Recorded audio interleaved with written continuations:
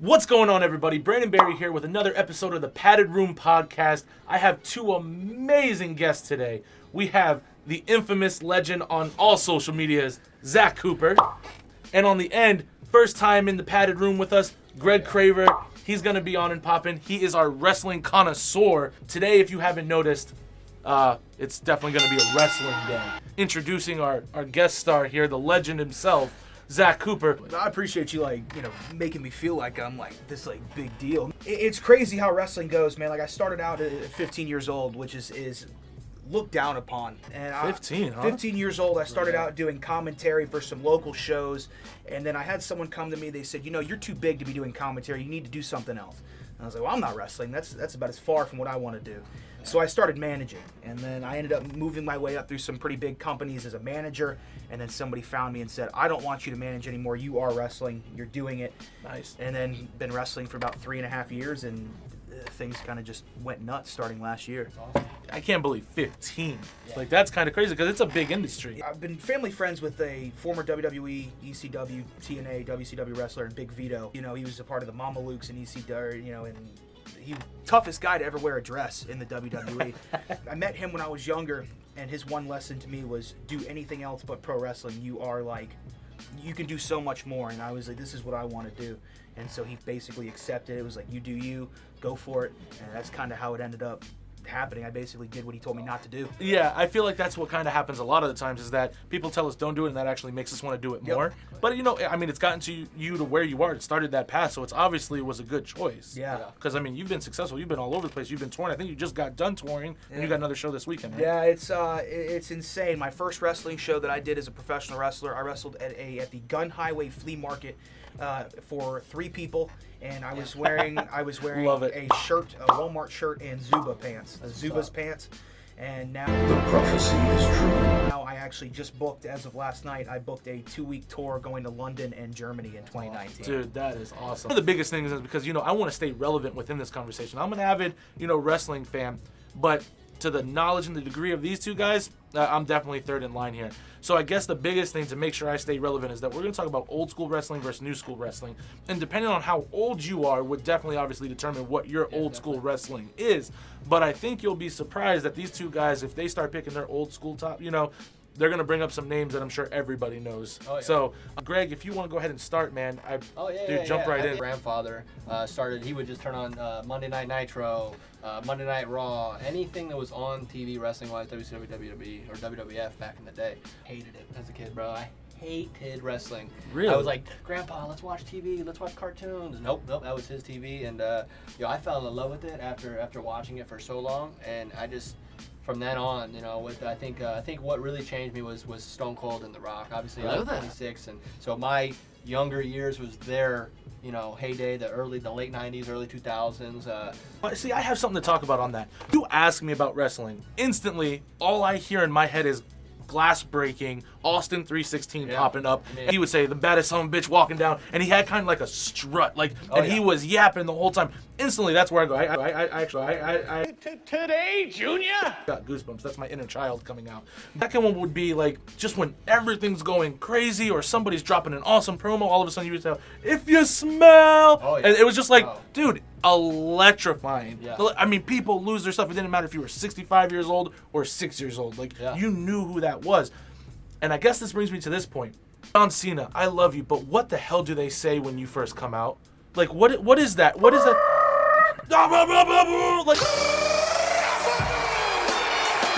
What is that? What are they saying? That was him when he was doing his rap. He had a rap album. I think the album was trash, but that's... What? Did you see Zach's face? He was like, what? What? You just heard him. You just really cut him to the core. You don't like the album, bro? No, I prefer that album over anything Enzo Amore is doing now. Well, yeah, I don't... You tweet that. But. I don't even... Yeah. And to not get off track, because I still want us to talk about old school, new school. Yeah. Obviously, John Cena has taken over again, even in this conversation. Have you even seen how he's embraced the whole John Cena?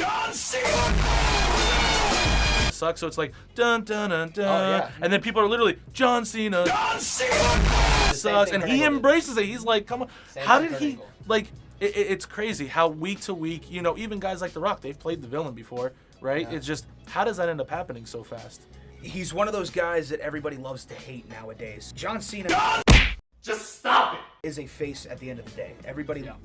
People deep down, everybody has their love for John Cena, including myself. I keep that like really under wraps, but everyone loves John Cena. But at the same time, everyone with the John Cena sucks thing, it's the same thing with the Kurt Angle chanting that he sucks. Yeah. Because everybody loves Kurt Angle at the end of the day. Yeah, and I love it's just it's I would embrace it too. I think he's done a phenomenal job embracing it, which is then ultimately just made his brand just shoot through the roof. Start talking about the days of the Eddie Guerreros, the Four Horsemen, you know, Rey Mysterio Jr., even though technically he's still here. Where are we at now? Are we in a better state, or are we in like a weird transitional phase of wrestling? Because I feel like there was battles and wars and true like hate sometimes. I mean, that could have obviously just been all show. Yeah. But I felt like sometimes it really kind of boiled into something back in the day. Wrestling is kind of turned into like almost like football. They've went towards the safe and PG side of it. That's why it's kind of changed a lot. I personally think it's better off now because we're getting one, more technical wrestling from almost everybody in the wrestling business, and two, it's safer. Whereas back in the day, that's all they did. Where they were big guys, they would just battle. So you being the professional, what's the WWE looking for right now? Like, what's that prototypical wrestler? Obviously, they're gonna give him a stage name. They're gonna give him a bit, you know, like you know what I mean. But what are they looking for now? The prototype, the word we use is just it. You have it. You have the look, you have the charisma, you have the in-ring, you have everything on the microphone. I love that. To me, personally, the number one thing that they're looking for is a guy just like Adam Cole. Yeah. Adam Cole has it. You look at him, your presence is drawn. You know this guy is good the moment he comes through the curtain. His microphone skills are just second to none. It's unbelievable. Along with the best, they are looking for somebody who has the complete everything, because now that they have the Performance Center, and they have Which is in Orlando, Florida, right? Yes, and they have all these different professional athletes coming in, football players and baseball players, even golfers I've heard have been trying to like get into that stuff. Yeah. My thing is, like, if you don't have it, they can turn you away. If you want to talk old school, like you were mentioning before, back then, think about King Kong Bundy and think about Earthquake and One Man Gang, people like that. That was the prototype guy, just a big dude. And they may not necessarily have had it, but nowadays, if you don't have everything, they don't need you. They can turn you away. Because it's a full-on show now. Yep. And not in the sense of a lack of athleticism, because athleticism is at an all-time high, but you've got to be able to be a showman. Yep. Now, I think one of the biggest ways to capture the audience is definitely the promos. Like, if you can cut a promo, man, I think that's half the battle. I think your in-ring experience is just that. It's in-ring experience. The more you're in there, the better you get. Poses the question, who are some of the guys who just cut the best promos, old and new school? And if Randy Savage doesn't come out of somebody's mouth, I have a whole thing on that. Ooh, yeah. Oh, yeah. Well, here we go, back to it. John Cena, we can't get away from the guy. No, John Cena is the epitome of somebody who, if you watch it from a wrestling perspective, is not the greatest wrestler. Actually, and people say that, this isn't me saying that, because I mean, John Cena's here, I'm down here. I'm not going to sit here and criticize the guy. Yeah. But a lot of people say he doesn't do a lot of the stuff in the ring correctly, whether it's him bumping on the mat, or the way he runs the ropes, stuff like that. It's not even right. But his mic work is probably up top with the greatest of all time. Really? I put him in there. Top 5. Another one, Hulk Hogan. Nobody, including What you gonna do? And what you gonna do? Nobody, including Hulk Hogan, has said that he's a great professional wrestler.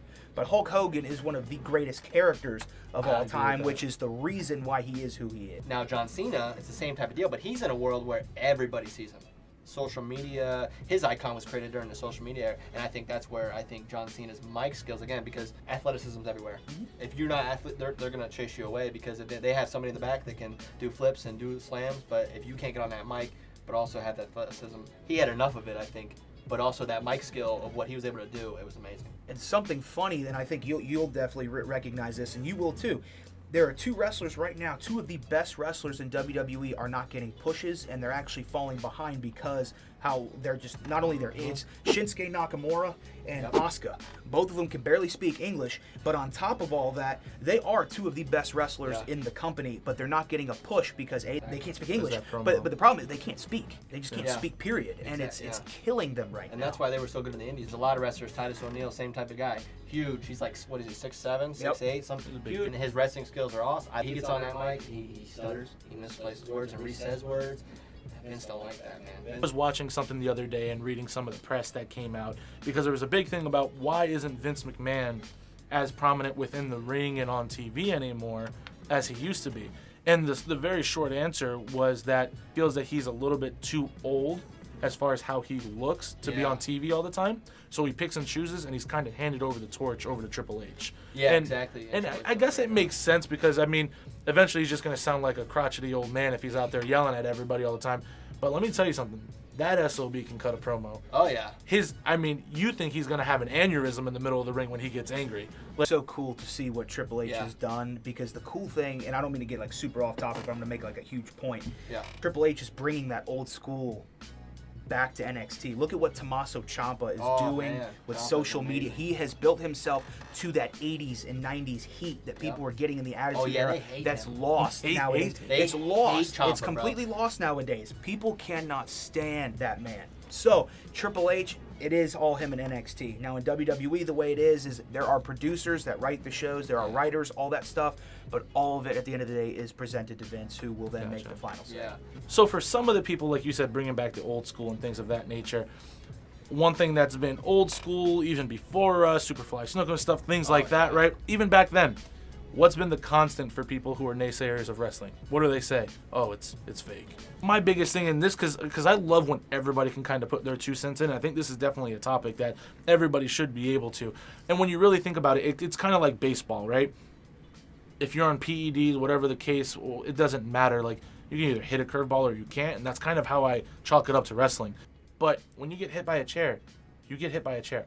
When you jump off the third turnbuckle, you're hitting that ground. When Brock Lesnar, does the shoot, like F5s you, like you're gonna feel that. When Brock Lesnar lands on his neck, he felt that. If it were anybody else, he'd have been dead. I truly believe that when he fell on his neck. When you jump from the top of a cage, laws of gravity, people. What do you say to that? As somebody who's in it, been hit with objects and currently doing it on a nightly basis, how do you present that without wanting to like drop kick somebody in the face? Check my medical records.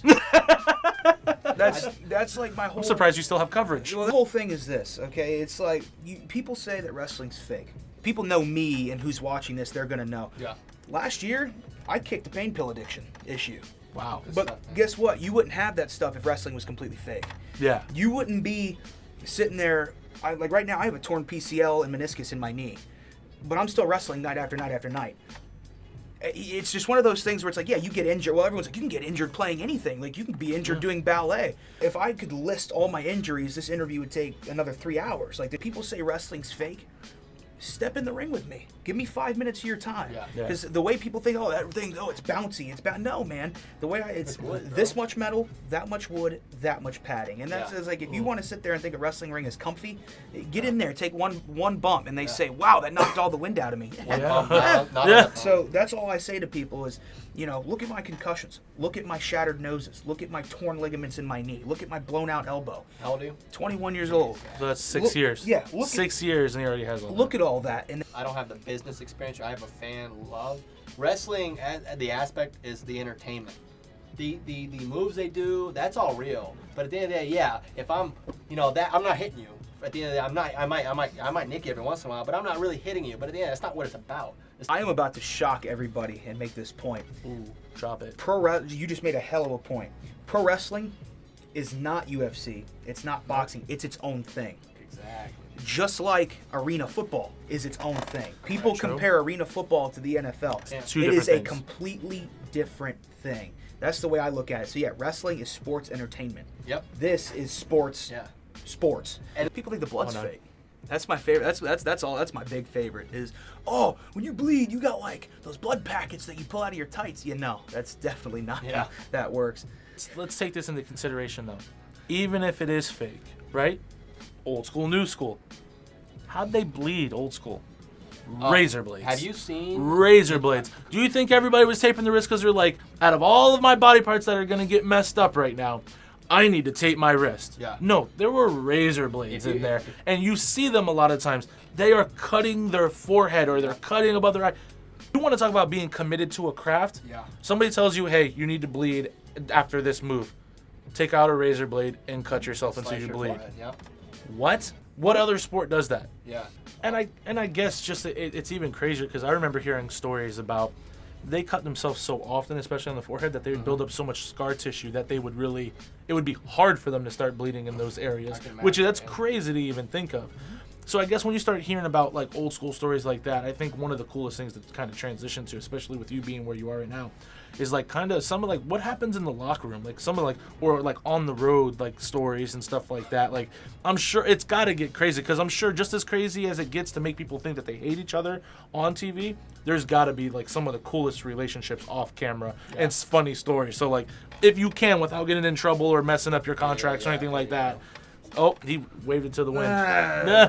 Whatever. Be a couple, and this one's probably going to be my favorite, and everyone's going to find this funny. And I don't care if the person that I talk about has a problem with it, and we'll take that up at the next show or whatever.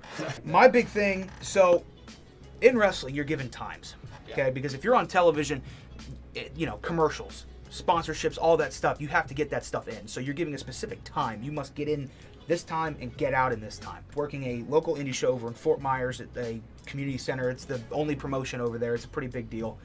And a guy named Dexter Beckett, who we wrestled, best friends. Long story short, we were given 8 to 10. Well, we decided we're going to go out there and do whatever we want. Because he and I both he just got done with a tour in London, came back, went to Seattle, wrestled for one of the biggest promotions on the indies today, and then first match was me. So we were like, we're going to do whatever we want. We did, and we went from entrances to curtain, we went 16 and a half minutes. And you were given 8. 8. A guy comes over, a big vet, more like guy who hasn't done anything in 10 years, comes up to me and gives me a bunch of garbage. What is the rest of the card supposed to do? What are we supposed to... I'm like, well, first top it. But then second of all, First top it. he goes out there, went 24 minutes when he was given the same time. So I mean, obviously, not only that, he got hurt Oh. and went to the hospital. And I'm like, well... Yeah. Sorry, guy. Yeah. Karma sucks. But everyone has the funny road stories. Okay, I guarantee. I know Ric Flair's got his road stories, and I know the NWO and the Clique, they have their road stories. Oh man. The best one that I've had is trying to get to a show. You ready for this? In Crossville, Tennessee. Nobody knows where that's at. I was just about to say, where the hell is Crossville? Right. I don't even know. I go there and I don't even know where it's at. But my former tag partner, the reason he and I don't tag anymore is because we have different ambitions with wrestling. He wanted it as a hobby. I wanted it as, I wanted a career out of it. Driving up there, and he and I are just pissed off at each other, like the whole drive up there. All of a sudden, his car, 2 tires blew. And I lost my mind. And so as somebody who, I started out at 330 pounds last year, now I'm down to 240. Congratulations. Cut a dude. bunch of weight and all, like a pregnant, craving moment. And I went and I had, I want to say 5 or 6, Whoppers. Lost my mind. Hold on, what? You didn't die? 5 or 6 Whoppers, bro? Like 5 or 6 guy, but Whoppers. That's a lot of Whoppers. Sat there and I was so upset. I looked like a fat lard. And then he comes over and all of a sudden he's like, hey, yeah, we're good. And I'm like, oh, 2 hours. We're going to be late to the show, blah, blah, blah. We show up late. Oh, you did a match after eating 6 Whoppers, bro? Yeah, it was great. No, you should should see my gear almost tear. No, and long story short, about a minute and a half in, I blew my knee out. And so that was that. So I have a blown out, torn bunch of stuff in my knee. I finished the match. We wrestled 23 minutes. And I did it all with my torn thing. The finish of the match is I took a back body drop on the concrete floor. And that took me out, and then my tag partner took the finish. I'm crawling to the back, and I'm laying in the back checking my knee. And I find out, and I'm like, because my buddy, his name's Luke, who, if it wasn't for Luke, and I know he'll watch it, he's like my best friend. If it wasn't for him, I wouldn't be anywhere in this business. If it wasn't for him, because I had no confidence in myself. I didn't, I was one of those people who was like, I'm fat, I suck, I don't want to do this, whatever. If it wasn't for him, I wouldn't be anything.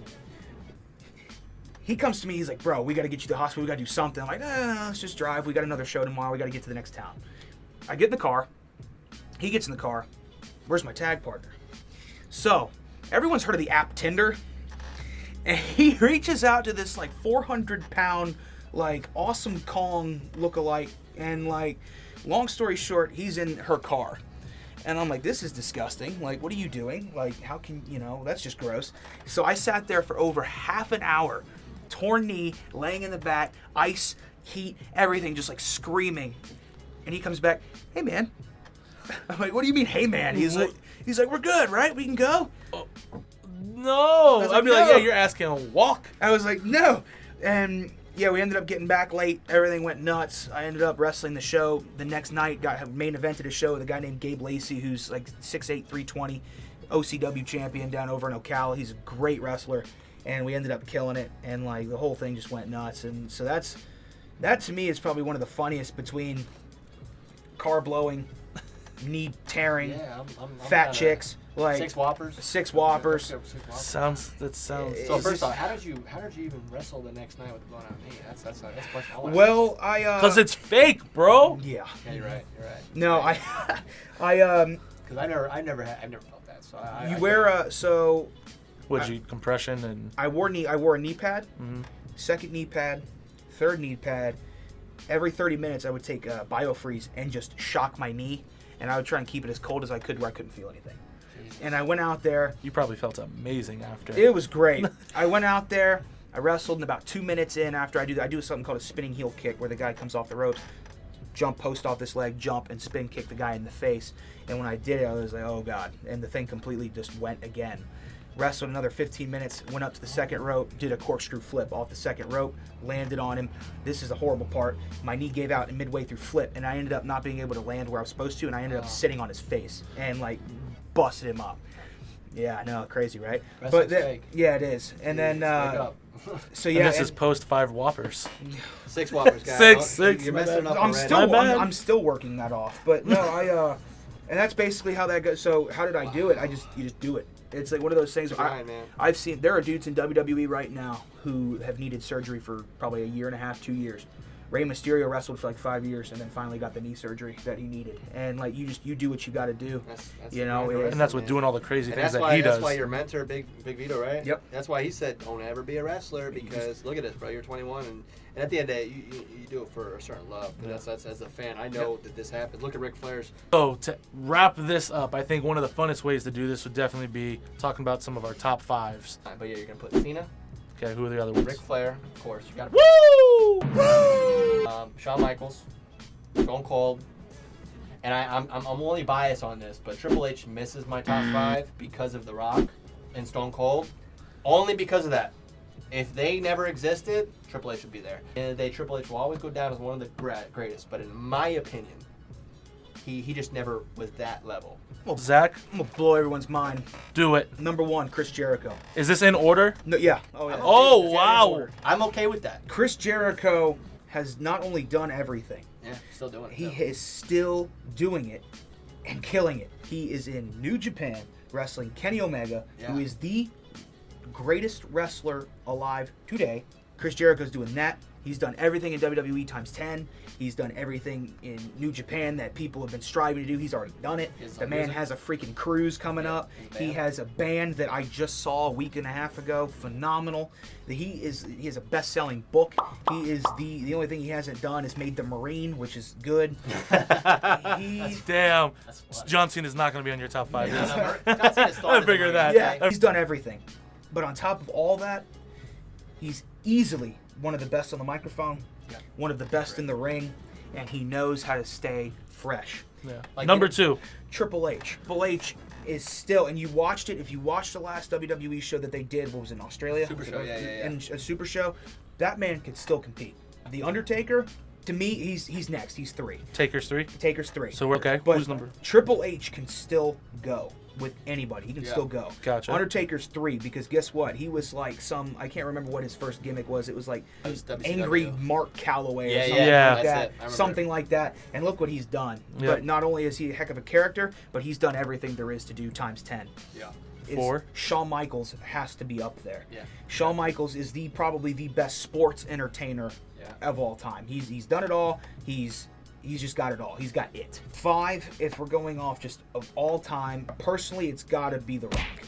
The Rock is he is. You want to talk about somebody else who's done everything? He's done everything. Yeah. And He's still done doing it, bro. Successfully. Everything. Like, he's Successfully. literally Greg, do your top 5 real quick. Just names. What okay, was it's, it? not in any order. Cena, Flair, Michaels, Rock, Austin. Okay. It was Jericho, Triple H, Undertaker, Shawn Michaels, and The Rock. All right. Well, I'm jumping in, and I'm not going to say it's in any particular order, but we're going Ric Flair. definitely. I don't think anybody's. Yeah, he's just done it all. He made you hate him. He made you love him. It was awesome. Stone Cold Steve Austin. I started the show talking about him. I don't know how more people don't have him in their top 5, but I get it. There's just so many people. He was just, he was one bad SOB. And I loved it. Absolutely loved it. 3, we're talking The Rock for sure. 4, Taker. Definitely Undertaker. He's done it for so long, and he's done it at a high level. He could sell out WrestleMania even if they put everybody that nobody's ever heard of. If they put Taker as the main event, well, they did everybody's coming. And then 5, I know I'm going kind of old school back into like WCW a little bit, and I know he transferred into a couple other places, but Randy Savage, man, I'm because remember, I look at it differently than you guys, right? You have the professional, you have the guy, diehard fan.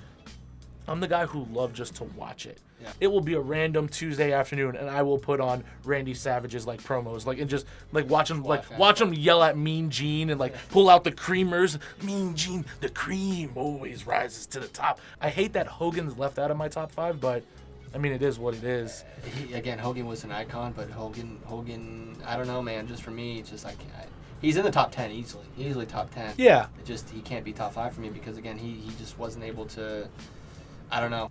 What about big names? Big names that not big names, meaning they were big names because they obviously made it to the big teams, right?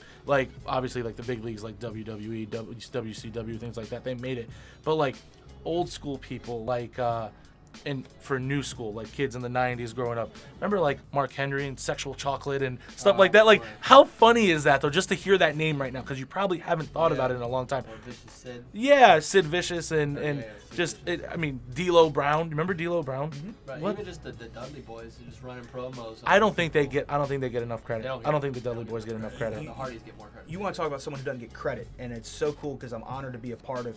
There's a company up in Tennessee called Bandit Pro Wrestling. Okay. And they just partnered with a former WWE superstar and who just opened his own academy. Also, just happened to become the mayor of Knoxville, and that's Kane. Oh, yeah. You want to talk wow. So you want to talk about somebody who was so underutilized and just completely just it. Well, he was under the Kane. Yeah, he just got caught up in that whole storyline. Kane is one of the. He's still doing it. When he played concessions Kane for a night, that was phenomenal. So I get to work with him in December 26th awesome. up in Tennessee. But he's definitely, and that's not just a plug. I'm being honest. Kane is one of the most underrated pro wrestlers of all time. Yeah. Cesaro currently. Yeah. I've said so much about Cesaro, and you want to talk about just somebody who deserves a push and somebody who's who's done nothing but been the company guy and done everything right. Cesaro is definitely another one of the most underutilized. See, Rey Mysterio is definitely pushing that top 10 for me. I love what he pushed the limit. All of his moves, yeah. We're going to wrap this up for sure right now, but before we do, I want to make sure that we give the professional, Zach Cooper, Mr. Facebook. Bro. Appreciate you.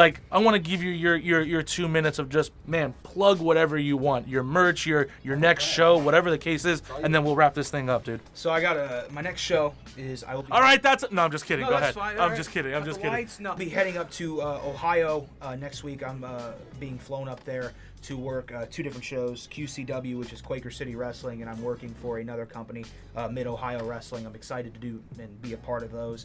Schedule from there on out is booked every single weekend, Monday through Sunday, and I'm in, by the end of the year, I'll be in 16 different states, and then by the end of June of next year, I'll be international out in London and Germany, working with talents like Bram and Billy Gunn and people like that. If you want to catch me, I work for a lot of different TV companies on a website called Fight TV, where it's got Southern Legacy Wrestling. I was just at my show. My episode will be on next week. If you want to check out Bandit Pro, that's also on Fight TV. Like I said, they've partnered up with Kane, and they have some great talent that's on MLW, who is making waves now, coming out there, and a lot of TNA guys and Lucha Underground guys and stuff like that. And of course, my big saying is, and you'll see it on my T-shirt if you follow me on social media, which on Twitter, I'm like a Twitter god right now. Yeah, what is your handle? My Twitter is @ZachCooperTBS, which is the backstabber, which is one of my signature moves. And of course, I don't care who you are, I'll stab you in the back if I have to get ahead. And the best part about it is I won't take pictures with your kids. I won't talk to you. I won't look at you unless you buy my merch. And so you can buy my T-shirt, and it is only going on sale today. Well, it's been on sale, but it's going on a sale today through the end of next week for only $10 a shirt. Normally they're $15, sometimes $20 for the bigger sizes because there are a lot of plus size women out there. If you would like, you can go ahead and $10, buy my merch. The shirt specifically says, buy my merch. This is awesome. You almost got in character just now. I was close. You were almost about to I go was full on really character. close. Listen, it's another episode of the Padded Room podcast. We had the infamous Zach Cooper, Greg Craver over there in the corner, and I mean, this was definitely awesome. It was cool. This was childhood memories and just future things, the state of the union of wrestling. And man, we wish you nothing but the best of luck. Thank you so much. And we'll catch you guys on the next one.